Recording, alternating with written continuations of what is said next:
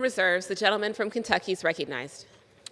Thank you, Madam Speaker. I now yield 2 minutes to the former chair, the chair emeritus of the Energy and Commerce Committee, retiring. We're going to miss him. My good friend from Michigan, Fred Upton. The gentleman's recognized for 2 minutes.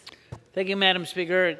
Does anyone actually believe that this bill is going to reduce inflation?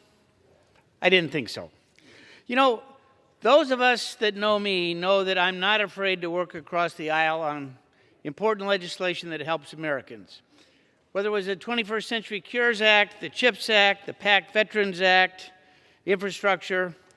But unfortunately, the bill that we're debating right now was not created in that same bipartisan manner. Our economy is in a fragile state as we emerge from this pandemic. We've seen decades-high inflation that is crushing Main Street and squeezing the middle class.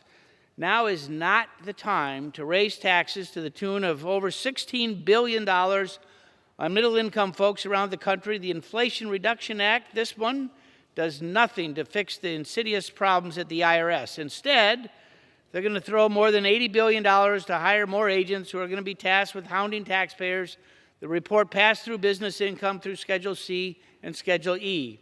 These folks are by and large middle-income, family-owned small businesses owners who busted their butts to keep their doors open through the pandemic, and now we're sending the cavalry after them, leading to higher compliance costs and time wasted that's going to increase costs for all Americans.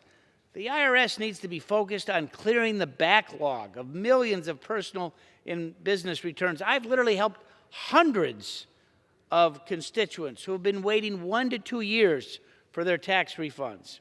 And with respect to inflation, a number of nonpartisan sources, including some previously touted by supporters of this bill, have said that this bill will cause inflation to increase over the first couple years.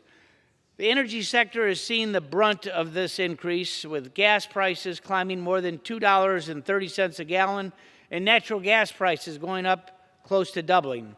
On Wednesday, I offered an amendment to the Rules Committee that would direct the bill not to go into effect until the Secretary of Energy can certify that energy prices are below the cost of 2021. So with that, I ask my colleagues to vote no. The gentleman reserves.